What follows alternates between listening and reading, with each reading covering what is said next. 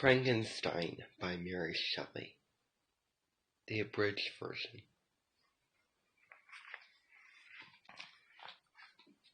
Chapter 8. Frankenstein Goes Home.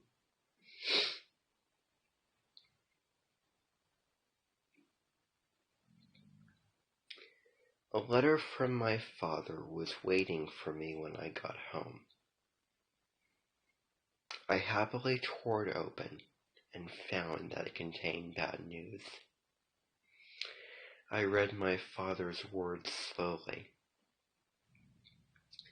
There is no easy way for me to tell you this, but your brother William is dead. Tears sprang to my eyes. The family had taken their usual walk after dinner. The evening was warm and calm, so they decided to stay out longer than usual. My father and Elizabeth walked behind William and Ernest. Instead of trying to catch up to them, they decided to sit and wait for the boys to return. When Ernest found them, he explained that William had run off to hide, and he couldn't find him anywhere. My father and Elizabeth were scared.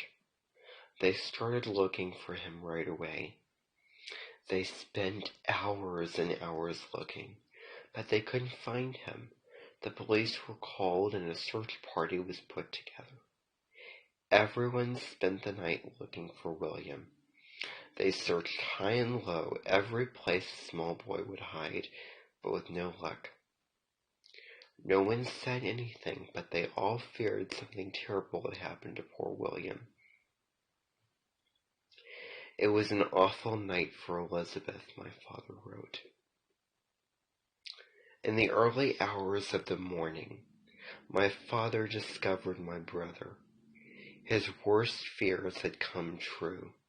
My brother was no longer alive. My father was very upset. Everyone was.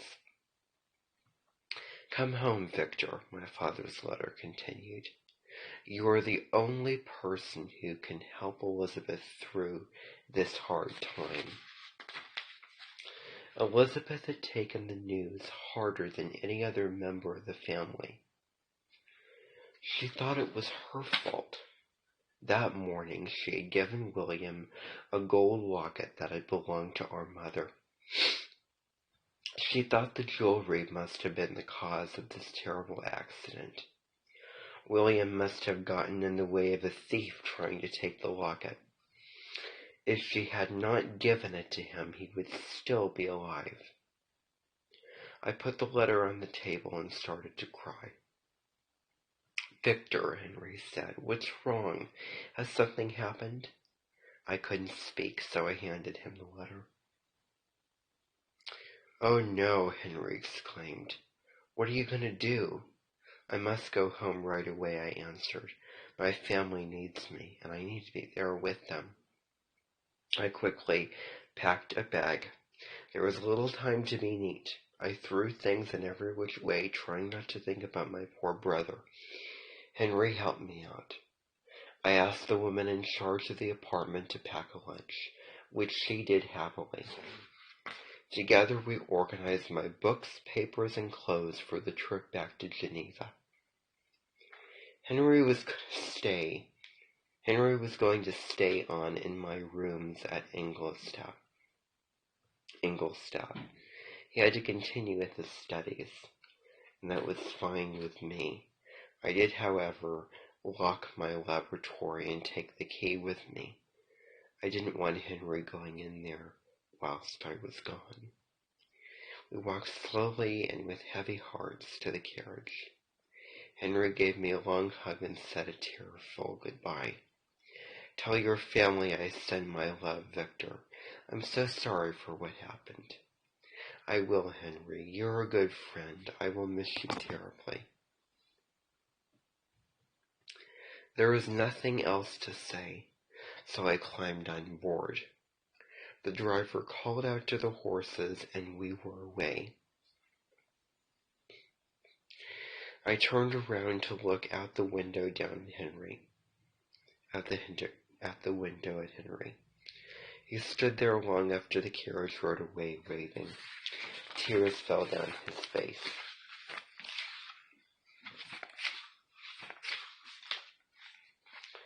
I wept for my dear, sweet brother. I thought of my mother, and I felt sorry for myself, how I had let my family down, how I should have been there for them during this awful time. I just hoped it wasn't too late. The carriage was warm and comfortable, but my 3-day trip was full of pain. 6 years had passed since I had seen my hometown. When I saw the top of Mount Blanc, I began to cry. My country, my beloved country. As we drew closer to the home, the day turned to night. The city gates were closed by the time we arrived in Geneva. The carriage turned around and brought me to Secheron, a small town about a mile away, where I stayed the night. When I stepped out of the carriage and stretched, I looked up and saw a clear sky with lots of stars. The weather was in my favor. My legs were restless from so much traveling, and I knew I would never sleep. I decided to visit the spot where my father had found William. With the city gates closed, I needed to cross Lake Geneva by boat. Luckily, I could borrow one from the inn where I was staying. During my short trip, the weather quickly took a turn for the worst. Lightning flashed in the sky that had been calm just minutes before. Rain started to fall.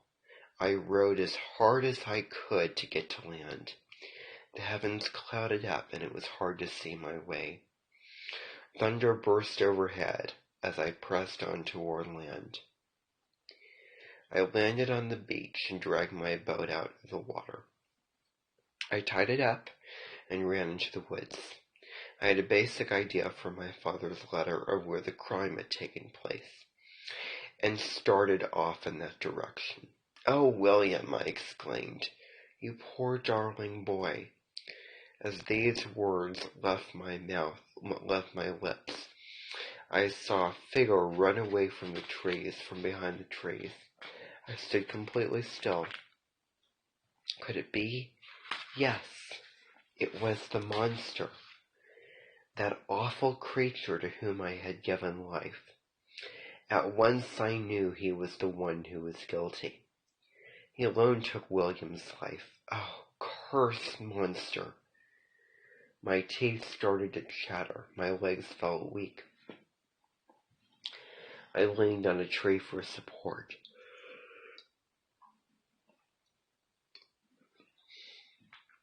And tried to take a deep breath. I watched as the creature quickly ran away. I started to chase after him, even though my legs felt funny. Small brushes hit my legs, and I almost tripped on a number of rocks. I ran as fast as I could. The monster jumped over fallen trees and ducked under branches. I tried as hard as I could, but I couldn't catch him. He reached the top of the small forest and disappeared. I sank down beside a tree as the rain continued. I was getting wetter and wetter, but I couldn't move.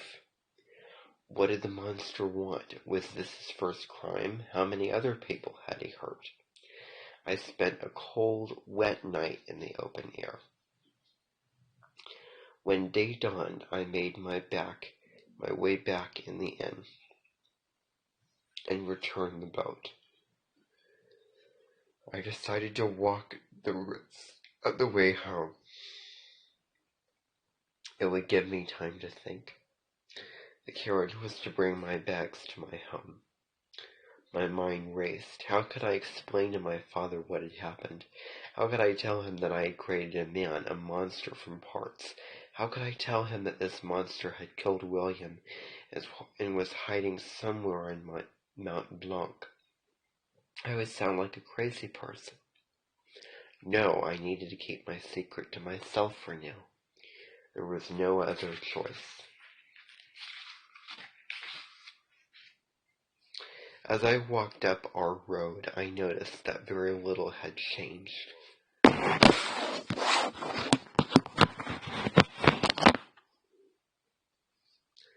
The house looked and felt the same, and that was comforting. I quickly opened the front door and walked inside. I found my brother Ernest already awake and sitting in the living room. "Welcome home, Victor." He smiled faintly. "I'm sorry your homecoming is so sad." When I opened up my arms, Ernest almost fell into them and started to cry. I was in pain too. If I had not driven myself so hard, this never would have happened. It's all my fault. My 2 hands had ruined this lovely home. My work had caused the sadness my family now felt. "How are Father and Elizabeth?" I asked him. Ernest wiped his eyes and tried to stand up strong. "They are sad, but now that the criminal has been caught..." "Caught?" I interrupted. "What do you mean? I saw him walking free last night." My brother looked confused. "No," he said, "it's Justine, William's nanny. She's been accused and is in jail as we speak. They arrested her last night." Justine?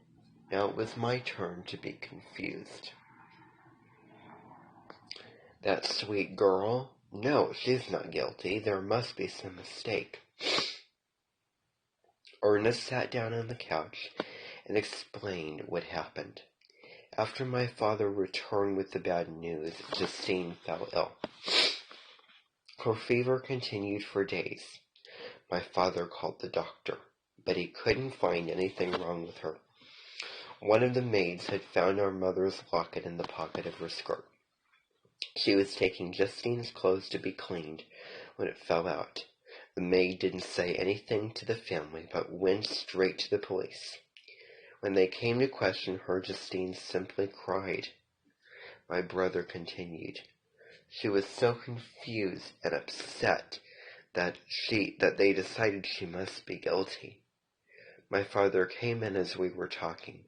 He looked worn down and tired, but he smiled warmly when he saw me.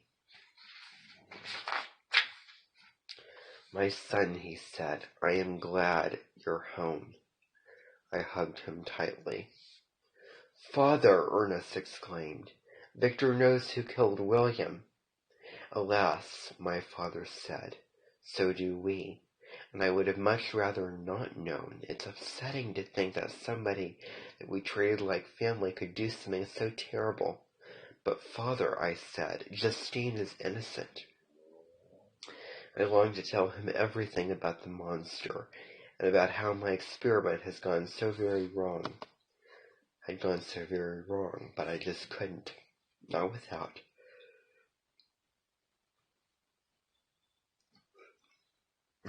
him being angry with me. "Well, I hope you are right," he said. "Her trial starts today." I looked up to see Elizabeth come into the room. Time has been kind to her. In spite of her obvious sadness, she had grown from a lovely young girl into a beautiful woman. The love I had for her swelled my heart. We embraced Elizabeth, like my father and brother said. She was glad I was home. Ernest quickly told her about our conversation. Elizabeth turned to me. "Victor, we must save Justine." "I can't believe she did it." "I won't believe she did it." She sat down on the couch, took her handkerchief out of her pocket, and wiped away her tears.